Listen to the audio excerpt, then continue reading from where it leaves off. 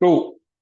Hi guys, I'm Rob Simpkins. For those of you who don't know me, co-founder of Propel. So we're a performance marketing agency based in London. We're here with the head of digital at Sigma Sports, Ollie Openshaw. So before we crack on, I'm sure there's probably going to be a few people that are late, but we'll kick on with the agenda for what we're going to be running through. So, first of all, we're going to do an introduction to AI and agentic AI. So, what agentic AI actually is. We're not going to assume that anyone's got any knowledge around this topic. We're kind of here to level the playing field on that front. Then we're going to spend some time doing a bit of a deep dive into Sigma's perspective. Ollie and the team, I think, are very forward thinking when it comes to AI. So, we'll be getting some insight into their journey. We'll then be thinking about how agentic AI can be applied to a real Google Ads account. We've got some live use cases of agentic AI in Sigma's Google Ads account, and a version that each of you could do yourself today. We'll then talk about how we can build your own AI system, some practical advice from the foundations that you can lay this week, right the way up to kind of a fully built system. And then there'll be an open floor for questions. So just quick housekeeping note, you can ask questions in the chat throughout. I think we'll save them and look to answer as many of them as possible at the end. There'll be a recording and a follow-up shared afterwards as well. So first of all, thanks everyone for joining. Let's talk about agentic AI. So I think everyone's probably seen the term everywhere over the last 6 months. Every platform release, every conference stage, every other bloody LinkedIn post. There's a good chance that you probably nodded along in a meeting without anyone in the room being entirely sure what it actually means. So that's where we're going to start. We're not going to assume that anyone's got any knowledge around what agentic AI actually is. The most important thing from our point of view is to identify where it delivers genuine business value. So there's a lot of noise around AI. And from our perspective, it's really important that we cut through it. So whether you're a founder, a marketing leader, or a PPC manager, you should leave this webinar with a better idea of how you can leverage agentic AI in Google Ads within the current restrictions of your business. So we'll crack on with the narrative that the tech world is currently trying to sell us. That narrative is that intelligence is becoming a utility. It's something that you plug into, scale on demand, and pay for a bit like electricity. And that implication for me is pretty concerning, to think that decision making, creativity, and expertise can just be outsourced, and that systems will increasingly think, optimize, and act on our behalf. And that over time, human intelligence isn't actually expanding, it diminishes. That's the direction that the Sam Altmans of the world would have you believe that we're heading when they're trying to raise capital at the BlackRock Infrastructure Summit, to help pay for their expensive data centers. You know, they suggest that we hand it all over, sit and let the machines run everything. I want to be really clear from the outset that we don't buy into that, and that by the end of this session, you should see why. And for the people that get this right, the complete opposite is actually true. So we'll kick off. What is agentic AI? We'll define this properly. So most of us use tools like ChatGPT or Claude. You give them a prompt and they give you an output. So it could be a piece of copy, it could be a summary of something, it could be an answer to a question, and it's incredibly useful, but it's also passive. So it waits for you, it responds, and then it stops. So you're still doing the thinking about what to ask and what to do with the answer. Agentic AI is the next step in all of this. And the real clue is in the word agent. So an agent doesn't just respond to a single prompt. You give it a goal and it works out the steps to get there itself. So it can take actions, use tools, pull data, check the result, and adjust without you holding its hand at every stage. So in simple terms, traditional automation follows rules you set in advance. So for example, if CPA goes above £50, pause the keyword. It does exactly what it's told and nothing more. An agent is different. So you give it the goal. That goal could be keep this account efficient. And it can investigate, why are costs rising? It will look across the data and recommend or take the next step. So one follows instructions, the other reasons towards an outcome. And that's the massive change that's happened in the technology, because it can now handle multi-step work not just one-off tasks. So we're going to kick off, give you a bit of an overview of the landscape. Where does agentic AI show up in Google Ads at the minute? So first of all, inside the platform itself, Google are obviously doing everything they can to shoehorn agentic AI into everything that they do. So at Google Marketing Live a couple of weeks ago, they announced the Ask Advisor agent, and that sits across ads, analytics, Merchant Center, and it's really good at diagnosing issues. It can also set up campaigns from a plain language brief. If you've used any of the Google tools before, though, you'll know that they're a little bit lacking in usefulness. So they're really good at diagnosing problems, but they're really terrible at telling you what to do unless that involves giving Google more money. They're really good at recommending that you should give Google more money. Next, you've got the LLM AI tools, the likes of ChatGPT, Claude, and so on. So you can now directly connect those to your Google Ads data. So the way that you would do that is through something called an MCP server. The simplest way to think of that is it's a universal adapter that lets an AI tool plug into your account. So that's directly connecting Claude to Google Ads and not just read the data, but act on it. So before you had MCP servers, every one of the connectors had to be custom built, but now we've got a common standard, which is a big part of why all of the technology has accelerated in the last year. So you don't necessarily need to know how it works under the bonnet, just that the MCP is the plumbing that connects the AI into your accounts. You've also got third-party software. So there's a lot of software businesses out there. And there's also a new wave of kind of like autonomous tools as well. So most of these are really good at doing specific jobs, but I'm yet to see anything on the market that can do a good job of autonomously managing Google Ads with little to no human input. Like those tools just don't exist yet. And then last of all, you've got agencies and businesses that are building their own agentic systems. So these are bespoke systems that are trained on their own data and experience. That's what we're building here at Propel, but that's also what Ollie and the team have been building at Sigma as well. It's a bespoke system designed around the business's needs. We'll come back a little bit later around how you choose between these. Do you build something? Do you buy something? Because I guess that's the practical decision that a lot of people need to be making at the moment. But I think the key takeaway here is that there's a real spectrum from off-the-shelf products through to fully bespoke systems. I think we want to talk a little bit about the limitations around it as well. So this is probably where we part ways a little bit with all the hype around AI, because knowing what the tools can't do is really useful to spot where they're actually useful. So at their core, the algorithms are glorified pattern spotters. The patterns rely on historical data and the outputs lean on averages. So that means AI is incredibly good at reproducing what's already worked, but it's really poor at producing what's never been tried. So if you feed it average thinking, it will scale average outcomes faster than ever, which is obviously a real problem in our industry because the tools are so accessible now. Anyone can generate output in a couple of clicks, but the result is that everybody's output starts to look the same.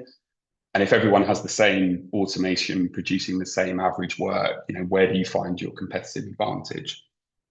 So the answer to that is the bit that the machines can't do. So it's not about having access to the cleverest tool or the cleverest model. Everybody has that now. It's around the strategy, the judgment, and the quality of what you're feeding in. So we genuinely believe that the winners in this space are going to be the ones who shape what the system learns from. It's probably also worth saying that none of these changes have happened overnight. The platforms have been quietly shifting work from humans to algorithms for years. So smart bidding, broad match, performance max, each of those has handed a little bit more of the execution to the machine. So this isn't a sudden revolution. It's just the latest step in what's been quite a long evolution in Google Ads. But it does mean one really clear thing, that the marketer's job is moving away from execution and more towards strategy. So this is the lens that I'd really encourage you to hold for the rest of the session. And the one practical thing to take away, when you look at your own accounts, the question isn't really, should I get some AI or what AI do I need? It's where am I spending human hours on repetitive, data-heavy, reactive work? It's the auditing, it's the monitoring, it's the pulling of reports, it's the spotting of problems after they've happened. That's exactly where agents earn their place. They take that off of your team's plate, so your people are freed up for the thing that actually creates an advantage, and that's the thinking. And that's really our philosophy, and it's the thread through everything that we'll talk about today. Agentic AI isn't here to replace people, not yet at least, and probably not for a while.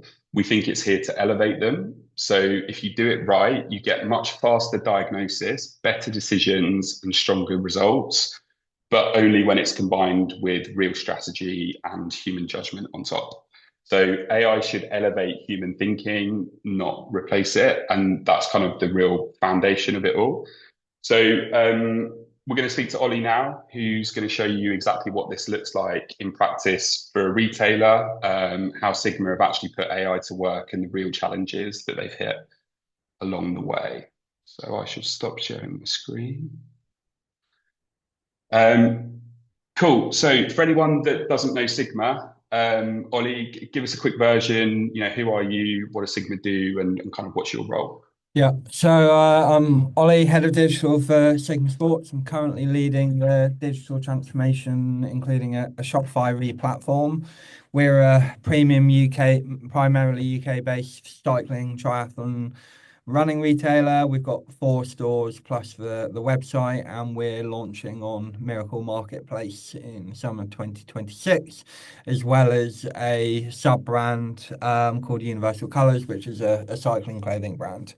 So in terms of our customer base, it's primarily performance led, serious athletes, and how that relates to us is like the bar on accuracy, product detail, the need to have high credibility is extremely important, and that really matters in the world of AI. Like the level of context that you need to feed our users and the LLMs is becoming ever more important by the day. So, right now, like the headline project is our re-platform to a headless Shopify stack. Um, it's a big multi-phase project. I've been working on it for nearly a year, 30 work streams and a small internal team. Um, yeah, so like at the end of the day, we're a premium retailer. We've got a small digital team. It's an enterprise size project. And over the last 9 months, we've been on an AI journey, and it's really how we're managing to punch above our weight. Um, so I wanted to talk through kind of a few case studies that AI is helping us to solve. Like, I will be transparent, like I'm not a AI expert. We started, like I said, 9 months ago with, in much the same way as everybody else, using the chatbots, querying them, getting data back. But the way that the tech has evolved has been transformational in terms of everything that we do for digital. And like from a personal level, I would say that probably 75% of the work that I do, Claude and particularly Claude Code, is my direct interface into absolutely everything that I'm doing at the moment. Just on that point, so I think you touched on it. It's a huge project that you're undertaking with the replatforming across all of the different the facets that you need to do. Size of the team, you mentioned you've got a small team. Like, Yeah. how many people have Um, you got working on this? So in terms of the transformation project, we're working with four and a half developers. I'm running all of the project management myself alongside the day job of digital trading. And then probably in terms of my team, I've got one person plus an agency on SEO, one performance marketing head, and then two ecom heads. So that is literally it. And I think, a project of this size, even 2 years ago, would have required team of 15 developers, a lot more heads, but we're just about managing to make it work through the optimizations that we've got primarily through Claude. Where do you think, how much time do you think it saved? Where do you think this project would be? I guess you're coming towards the sort of nearing the end of the project now. Give us a sense of where you think how long it might have taken, had the Claude and the AI tools available not been there. Uh, Probably difficult to quantify. Like it probably would have taken about the same amount of time, but you would have had to 4x the resource and you would have 4x the costs as well. So it's more, you're just more efficient effectively, and you have a better understanding of how everything comes together. So I think like that it probably leans into like how we have built our AI ecosystem, really. So in terms of how we've set up, like we have our business knowledge base, which is all housed in a Git repository. And like I think I would urge anybody that is beginning on their journey of AI is to understand that the more context and the more business information that you can give it, the better that it becomes at optimizing for your specific business and your specific use case. So all of Sigma lives in version control. We have a master instruction file, and like within that repo, it has our full product taxonomy, all of our product requirements, architecture, integration, a direct connection into Figma, into our code base, into our it knows like what suppliers we're using and how they, how that tooling is running through like a Algolia MCP, for example. So that means that when you query the AI, it answers within Sigma Sports' own context with our brand voice. It knows who our suppliers are. It knows who our agencies are. You're not prompting it and giving it that context every single time you engage with the LLM. All of that is already in there. So you don't get the generic defaults. Ultimately, it's the difference between an assistant that actually knows your business and one that is guessing about that sounds right for a business of your profile.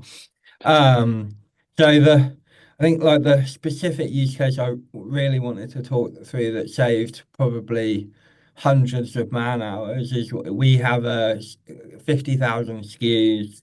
Our product data has been historically very poor. And like it's one of the buzzwords in digital is about how you optimize your product data and your keywords towards LLMs. And all of like the background on that is all taxonomy and attribute based. So for a catalog of our size, if you equate that out to 50,000 SKUs with over, I think we have over 2,000 different attributes across the entire product catalog. If you're going to run That's insane as well, right? 2,000 attributes, 50,000 SKUs. That number, I can't do the maths live, but that's insane. Yeah, and like you never would have ta tackled that as a data job even 12 months ago. But because of the LLMs have all of that context, we have managed to build out that taxonomy and attributes and populate all of that data plus product descriptions. And we are now even getting to the stage where we're not only just optimizing attribute structure for LLMs in general, but you can also start to optimize those attributes to specific LLMs. So you would have a different attribute value for Claude versus a ChatGPT or a Gemini because the different models look at things in different ways. So and that ultimately turns into metadata that AI search engines and our own site search need. So the products are going to become more discoverable in AI answer engines. AI search and filtering gets dramatically better.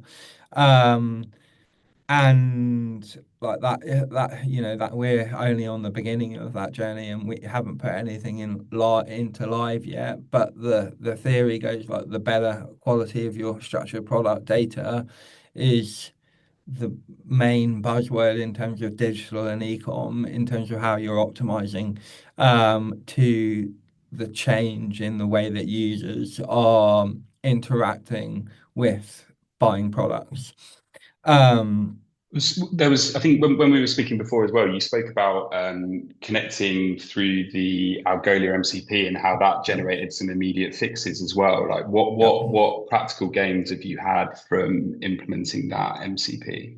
Yeah. So I think I can probably broaden that a little bit because not only do we have Algolia, which, if anybody doesn't know, is a search and merge tool for a website, but our full stack is now integrated via an MCP. So that goes back to like the knowledge base that it's getting. But we have all of our GA data through our BigQuery MCP, Attentive through our CRM. We have Ahrefs, Algolia, all bringing in data points. So from a digital trading tool, effective from a digital trading tool, like we haven't bought a AI product. We just gave AI access all to our entire business with that context, with obviously strict rules about how what it can touch and what it can't touch. Um, and those AI tools get inside our data, and it means that you can query your data in natural language. And like I think probably everybody in this call has frustrations with GA4 and interacting on it, and like since the switch from Universal Analytics, I'd say 90% of people still don't really know how to use it. But like the power to be able to query your Google Analytics data in natural language and then make decisions off the back of it means that there are not these bottlenecks that you used to have with requests going into the data team or things not working or wanting to know the answers to. You have the power through Google Analytics, Algolia, to understand that. But not only that, you also have the ability to scan for issues or look for get the agents to look for anomalies where that you can then make optimizations. So to go back to our Algolia, we asked it to review our config and our technical implementation. And it actually came back with probably 50 recommendations of things that we can go away and fix and do better, improve the integration, which then ultimately makes better recommendations. And we've been able to see that in the data in terms of the uplift, even on our existing platform in terms of those recommendation engines making better decisions and being better integrated. And presumably, it's not someone's job to manage Algolia and find 50 different things to go and improve, right? That's just a No, tool that sits in the background that probably gets looked at every now and then. So that insight just wouldn't have existed without the automation. yeah, absolutely. I don't think it had been looked at for, I don't know, 3 or 4 years, to be honest. So, it gives you, I think the biggest challenge for the last 10 years is like all of these SaaS software companies, they sell tooling and you onboard that tooling, but you've never had a way that you can actually query it. A lot of them are very black boxy. You don't really understand how they're going on and they're working. But now you can query them, ask them what they're doing, how they're doing it, and also start to challenge them a bit, all in natural language, which like the level of data that you're getting back from these things is like truly eye-opening, I'd say. Well, Yeah. you mentioned the amount of data that you're giving it. Obviously, that gives, and you're querying in sort of simple language. I guess there's a lot of potential room for error in data accuracy as well. So if it doesn't know the exact taxonomy to look for, or if it's putting in some data, it's not always 100% right, is it? But I don't know. Do you see that as being a problem, or is it I, something you I can work with? I don't really, in order to make a lot of decisions, not all decisions, but you kind of only need to know the direction of travel and the trajectory. So whilst it's really important to scrutinize the data that comes back from AI, like if it's saying your um, conversion is down because you have an issue on add to carts on X product category, whether that is 1.3% or 1.6%, it's kind of irrelevant because you still know that there's a problem there and you can go away and do something about that. So, and it's only getting better. And like as you invest in your AI architecture and your guardrails and get your data teams to set you up to query that data and put those guardrails in, it's still improving over time and the accuracy is getting better. So yes, you know, critical thinking with all these things is still vitally important, but I think you know, as digital people, marketeers, we've all had things that have been stuck in our data team and for, you know, months on end require technical fixes and like that's you have this information available to you at your fingertips now. So you kind of just need to figure out how to use it best and scrutinize it, but also lean into it. Like the Ah, entire world of digital is changing so rapidly that I think anybody that's not seriously looking to understand what they can do within a digital space with AI, like is going to be under serious pressure in the next couple of years if they don't adapt to the new data sources and the new way of working. how do you manage that then, like within Sigma? So everyone's got all of this data at their fingertips. Like, how have you managed to get people to come on the journey of actually utilizing these tools and making them useful? Because I guess people don't like change, do they? You know, you give someone a new AI tool and you say there's a new way of doing things. If they've spent most of their career spending half the time pulling reports manually and stitching them together, and now you say, no, that's not your job anymore. There's a tool that's going to do it for you. How have you gone about addressing that sort of people challenge within Sigma? So I'd say see, in my experience, it tends to be split between kind of two user groups. One is like the skeptics, and then one is like the early adopters that try a few things, they learn a few things, and then they can see the potential. So I think the with whilst putting in guardrails for those people is important. So make sure you get your setup correctly, do your safety checks, make sure that you're putting those guardrails in. That provides the initial framework for engaging into the AI tooling. But then it is empowering, like the way we've gone about it is empowering super users within the business. So we have been running training sessions, but we've started with a small user group of people that want to engage with AI and use it within their tooling, and they've effectively become our business champions and our super users. But everybody is aware of who those people are. They can come and talk to them, and as we incorporate more tasks and roles in within the business, it kind of trickles down in that way, plus running regular training. And also, I don't know, like within my digital team, I have specific KPIs for actually your use of AI. And, you know, if you're doing a performance review, I'm asking people to demonstrate how how you have used AI or used LLMs to impact your channel because I firmly believe like the importance of this like that this is how we're a small lean team. If we want to punch above our weight, the answer for us is not hiring more people and not a possibility for us where effectively these LLMs are an additional team members now that have, and because we've invested in the file structure and the knowledge base, yeah, you know, like I think the anecdote I gave Rob the other day is like if you have a new member joining your team, previously you'd have to do kind of, you know, quite a heavy onboarding, but for in the new digital LM world where everything is there, it's not go and spend a load of time with this person. It is go away, spend 2 days in Claude asking it questions and come back and present to me what you've managed to find out about this business, how you've managed to onboard yourself. And that's prompting our internal users to get comfortable using with AI and trusting it, but also it's um yeah, like also it's like incredibly important. They have that knowledge there, is what I'm trying to say, and we're a lean team, so we don't have the capacity to spend loads of time on training. So why put your head count on it when you can get a tool to do it for you?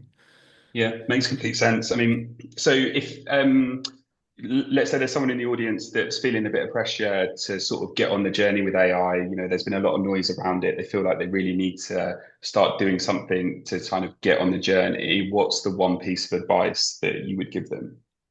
Um, Build out your internal file structure before you do anything.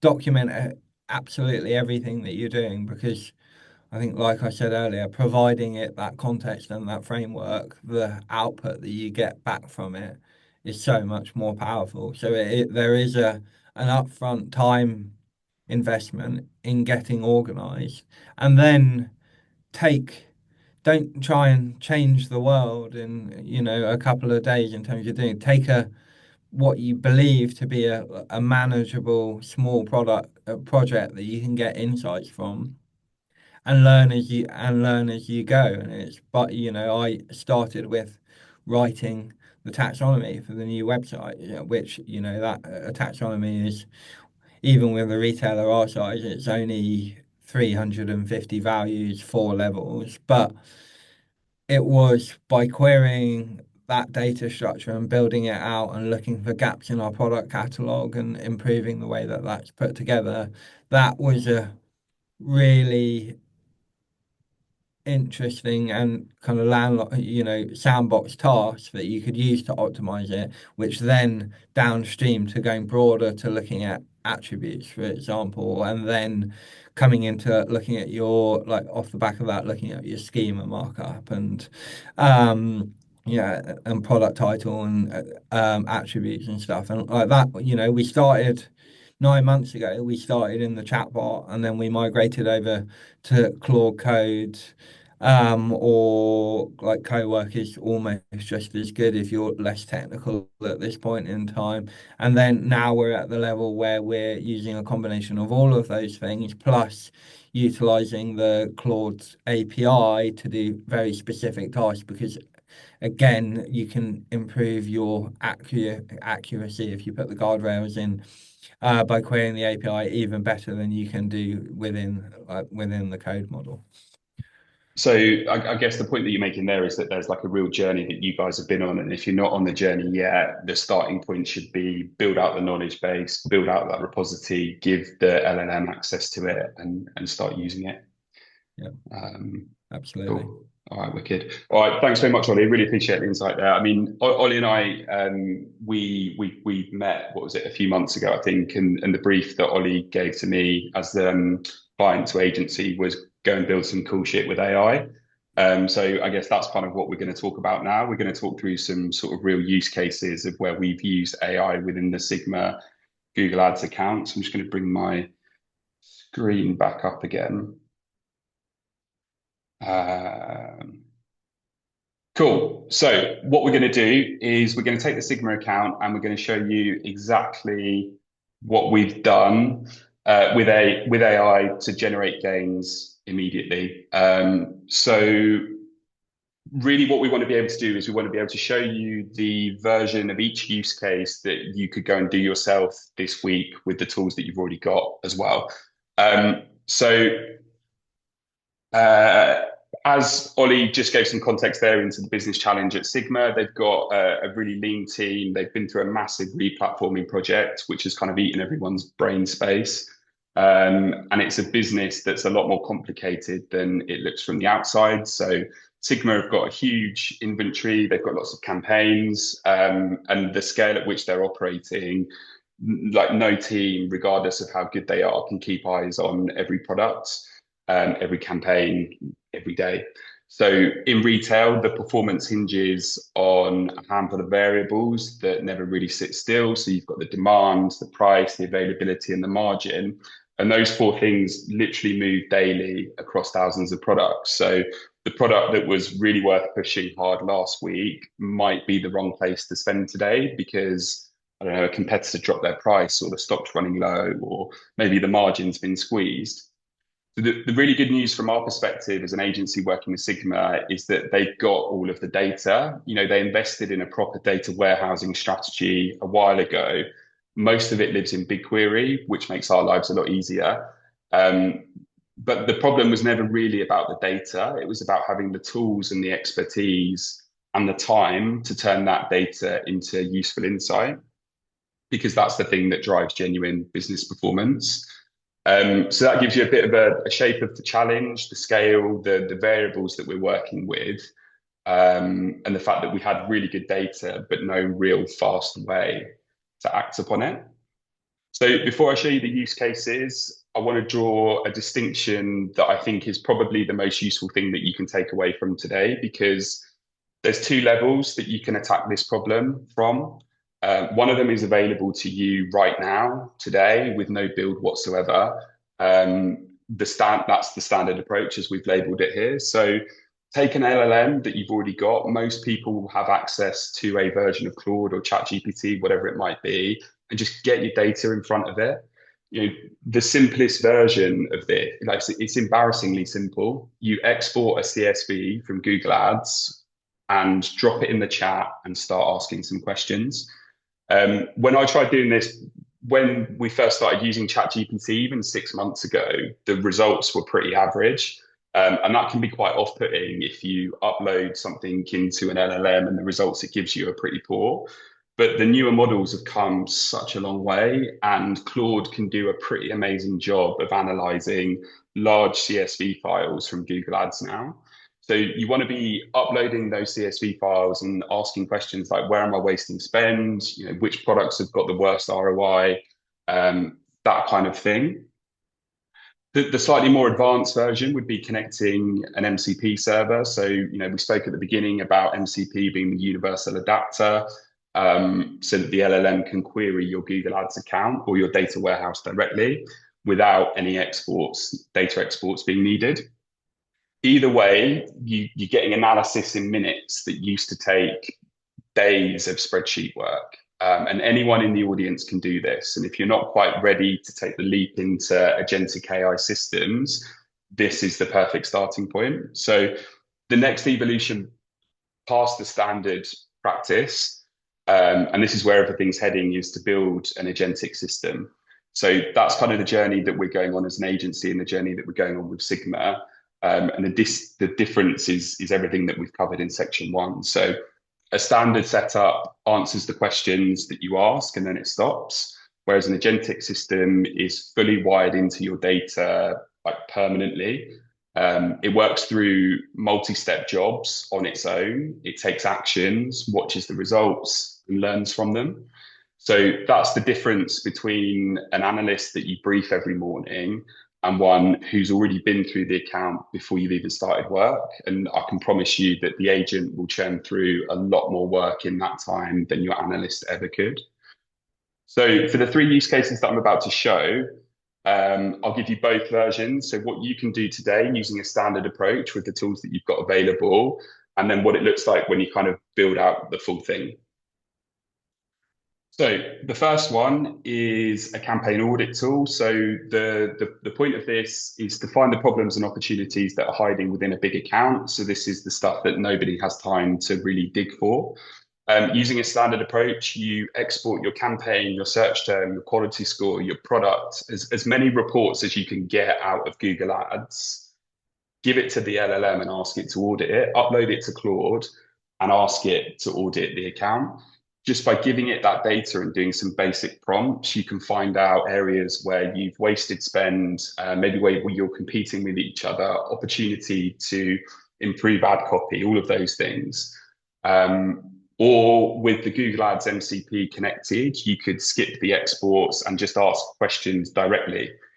If you take one thing away from today, it's this, right? An hour with an LLM and some of your account data will 100% pay for itself. I can guarantee that.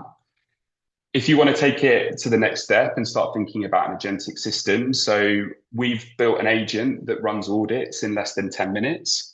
So it runs around 25 different checks in the account, each looking at different parts of the account individually. That's 25 custom MCP servers that have all got their own specific job. So it looks at the wider market, how we're buying traffic, and how that traffic converts. The time taken to provide this genuinely deep insight is incredible. These reports these audits take 7 minutes to run, and it's the kind of thing that would have taken hours and hours and hours of digging to do before. And that would be if you knew exactly where to look as well. It's picking up on things that a busy team simply never would be able to. And the audits produce insight that lead to genuine cost savings within Google Ads. And over time, these savings really compound and lead to better business results. So the point to land here is that it's not replacing an analyst as well. It's handing an analyst a finalized shortlist. So their time goes into the judgment, not on searching for things to fix. The second use case that we're going to talk about is product insight.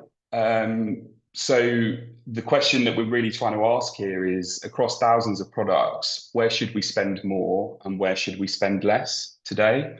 That's product level spend in Google Shopping or Performance Max. So the standard approach that you could use today, this one's a little bit harder to do manually, but it's still possible. If you've got lots of data sets that are holding lots of different types of data, it's potentially harder to get your hands on. From a Sigma perspective, we're talking about sales data, stock levels, pricing, competitor pricing, as well as ads performance.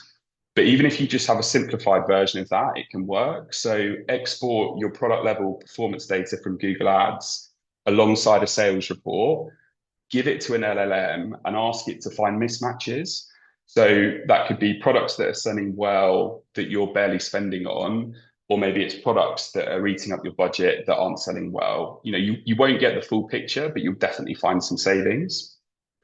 If you wanted to go down the fully agentic route and building a proper system, we built a product insight tool that sits on top of Sigma's BigQuery, connected through our own custom MCP servers. So it sees everything in one place. You've got the sales data, you've got the availability, you've got the pricing, competitor pricing, and all of the Google Ads data, and you can query it with plain English prompts.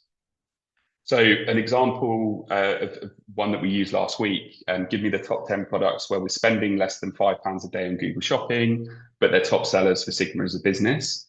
So you get a list of products back, which is 10 concrete examples of where spend is too low, when clearly these products are selling well within the business. Or you could look at the inverse of this, which could be with stock in the picture. So show me the highest spending products where the sell-through rate suggests that they'll sell out soon. So it's basically products where we're paying to advertise, but they're about to disappear off the shelf and we shouldn't be spending on them. So that kind of gives you that 4-variable problem that we spoke about before: the demand, the price, the availability, and the margin. Everything's in a single view, and it's queryable in seconds. And because that MCP server is something that we built ourselves, we can train it, we can feed it memory about what good looks like for Sigma. It can access that repository of information that Ollie was talking about, and it knows what to flag and what to ignore. And the more that you use it, the sharper that insight gets. And at the end of the day, the AI is providing insight on where to increase and decrease spend on Google Shopping within minutes, which in the past, that insight would have taken hours and hours and hours to do. The next use case that we're going to talk about is around feed optimization. So product feed quality drives Google Shopping performance as much as any other type of optimization that you can do. So that's tweaking the product titles, the attributes, the highlights, all of those things. But optimizing it manually across a big catalog is literally the definition of work that nobody has time for. Ollie mentioned that Sigma have got 50,000 SKUs. To spend time manually optimizing all of the data within the product feed for 50,000 SKUs is just not something that a human can do manually. But what you could do today with the tools that you've got at your fingertips is export the feed, give it to an LLM with Google's own best practice documentation. So take the documentation that's online for how Google suggests you optimize the feed that to the LLM, ask it to reference it, and ask the LLM to rewrite the titles for your top 50 spenders on Google Shopping. That alone, i.e. better titles on your highest spending products, is probably one of the highest leverage hours that you could spend in e-commerce paid search at the moment. You don't need any tools other than the LLM that you've probably already got access to. But if you want to take it a step further, we built a tool called Feedmax. That's a feed management platform that's been built with AI, that we've used AI to build. We had no prior experience of building web apps, but we built this in less than a day with the help of AI. And now all of Sigma's feeds run through this tool. Like the feed management itself is kind of table stakes. That's not the interesting bit. The interesting bit is when you layer the AI on top of it. So it optimizes product attributes at scale. And it's kind of grounded in two things. It's Google's own help documentation around how the attribute should be shaped. So all of the recommendations that the AI gives follow what Google actually rewards.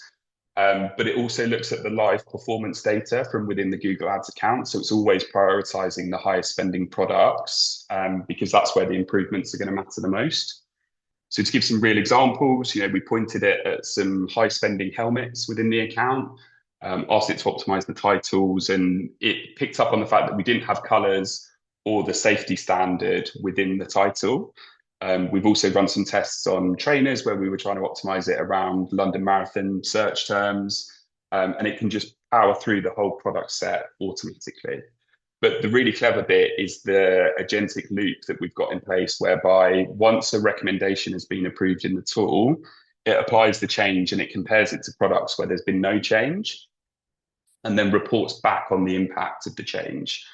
And it feeds that back into the next round of recommendations. So the tool is continually learning from changes that were made previously and using those to power future recommendations, so that, again, it just compounds over time the performance impact.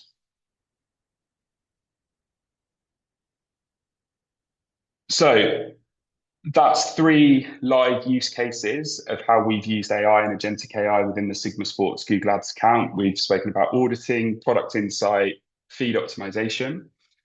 But in each of them, the pattern is kind of the same, in that there's a version that you can do today with an LLM and your own data. But then there's also a version that kind of runs permanently, acts and learns over time. And the first one is where everybody should start. The second is kind of where it goes when the first proves its worth. So there's no point in starting on the fully agentic AI system until you've seen value from feeding an LLM your data. So we're going to focus on that question next. If you did want to build the full version, what does it take in order to do that? So we've seen what it looks like in practice. How do we build it? The most important thing that I could probably tell you at this point is don't go from 0 to a fully agentic system in one jump. There's a really sensible sequence. Think of it a bit like a ladder that you're climbing up. And at every rung on that ladder, it should be delivering value. So you can stop at any point on the ladder as well, and you would still be better off than where you were before. So same principle as the use cases we just walked through. We start with the simple version, prove it earns its place, and only build towards the next rung when we know the one below it is paying off. Do not let anyone sell you the top of the ladder before you've stood on the bottom of it, I guess, is the advice here. And before any of the tech as well, we kind of need to answer the question is who's actually going to use it and for what? So a solo operator, a small team, an in-house function of 50 people, they're all going to have a different right answer.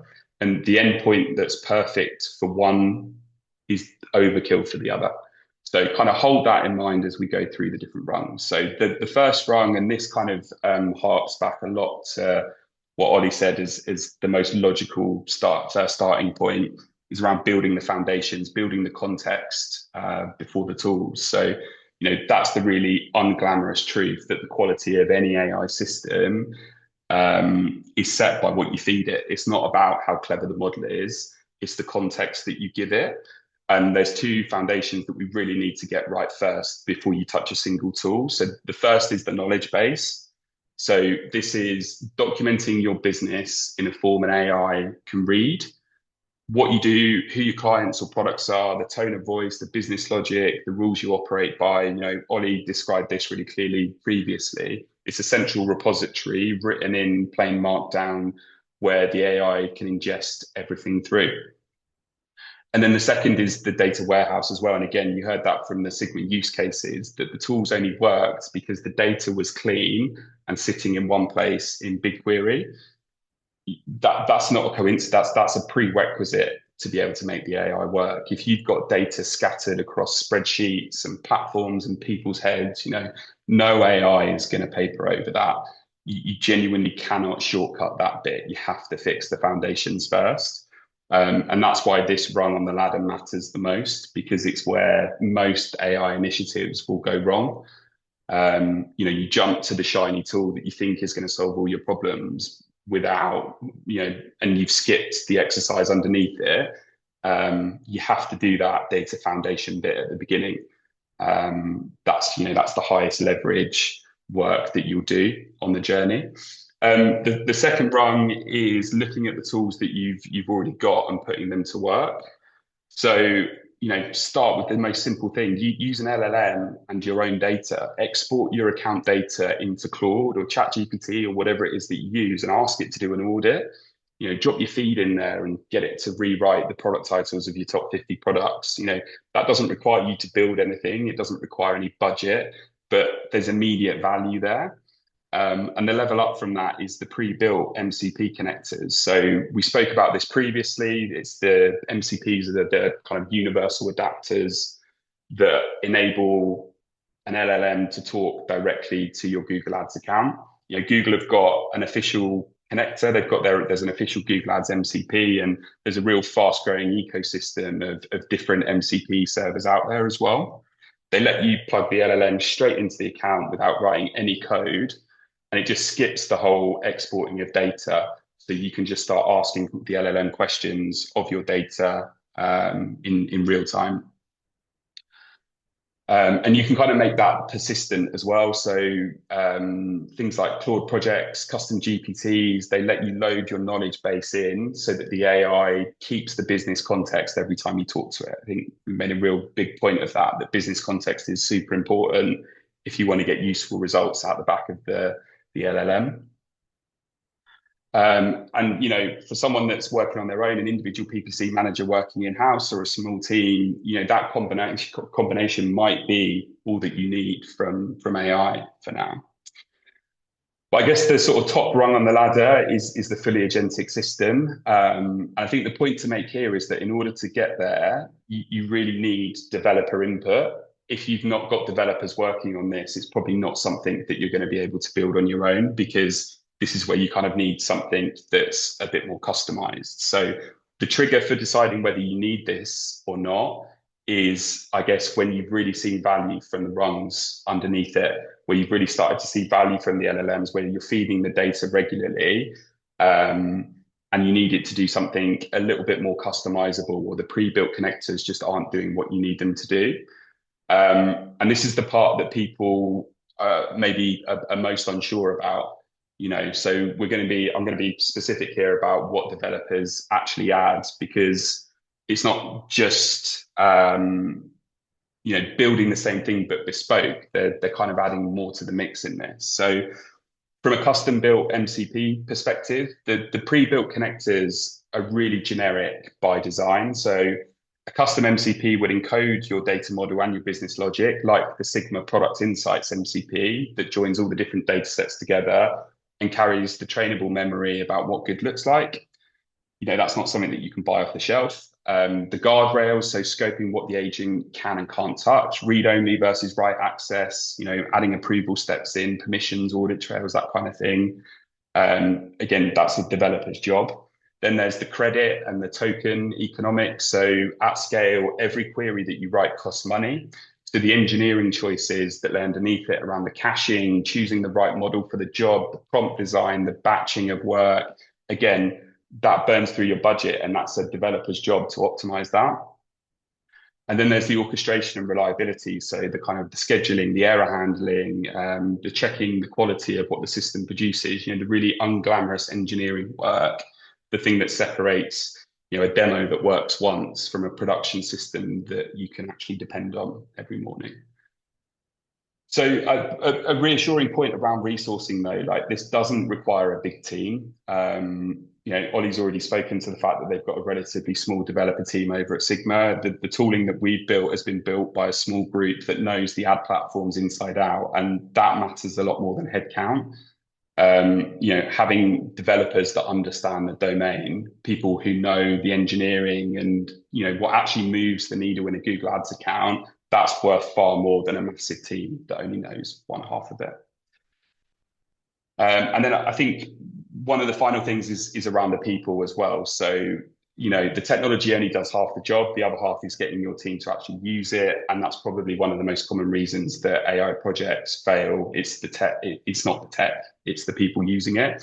I think Ollie's model is a really good one. The way that he spoke around having super users, give them the space to use the tech, showcase the gains, and then just bring the rest of the business along for the journey. We don't see AI taking any of our account managers' jobs for now. I know for sure that the people that don't adopt the technology, though, are probably going to be the ones that get left behind in the future.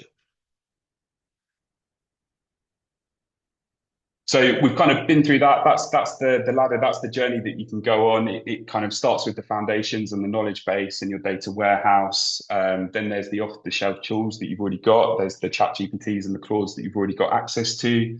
And when they've proven their worth, the system with developers, handling the custom MCPs, the guardrails, the economics around tokens, etc. You've got to start at the bottom and work your way up. And whichever rung you end up stopping on, hold on to the one idea that's kind of run through everything today, that this isn't about replacing people, it's about elevating them. It's about taking the repetitive, reactive work off of their plate so that the time goes where it actually creates an advantage. And, if you get that balance right, you'll get exceptional outcomes, not the average ones that we were talking about at the beginning. So we've only got a few minutes left now. Ollie's still here, but if there's any questions that anybody wanted to answer, we can run through that now.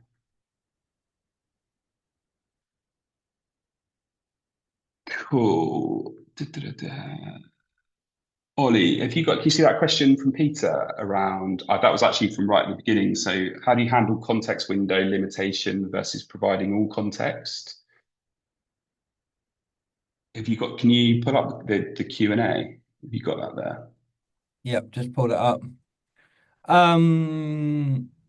It's a good question. I think you have got to be quite targeted at what you're trying to ask it to do. You're not asking it to solve a big problem all in one go. It's all about the prompts that you're putting into it and running kind of a clean context window for the specific task that you have. And I will say, it's that those context window limitations they reduce by building out the knowledge base that we have already referenced, because it has a better understanding of what you're doing, so that it can therefore be more efficient. To touch on the cost implications of it, we're just kind of touching up against this. We've got 10 users at the moment that are on a max account on Claude, and they're running into their token limitations. We've yet to make a decision to open up the API version to anybody else other than developers. And I think at the moment we're happy with just locking the limitations. Like, you can get a hell of a lot out of like a max account, even if you're butting up to it, but it's changing all the time. Totally moving goalposts like every week. Cool. What other questions have we got in here? How do you know when to trust the agent? I think right at the beginning of the journey, the answer to this question is basically that you need to validate all of the output. I think that you need to be continually checking. That's the role of the human of where we are in the journey with agentic AI, right? Is that the answers aren't always right. I think feeding the business context initially is really important, but humans have got to validate everything. Um, And to stress the point again, it doesn't always need to be 100% right. You can get a lot out of 80% right and 90% right. Cool. I think we've run out of time now. There are some more questions here, so in the follow up, we'll try and get some answers to those. Ollie, really appreciate your time. No Now, problem. thank you very much for joining. There'll be a follow up. We'll make sure that everyone gets the recording. And it'd be remiss of me not to make a shameless plug for if anyone wants to get a free audit from our agent Max, then give us a shout. Thanks very much, guys. Thank you.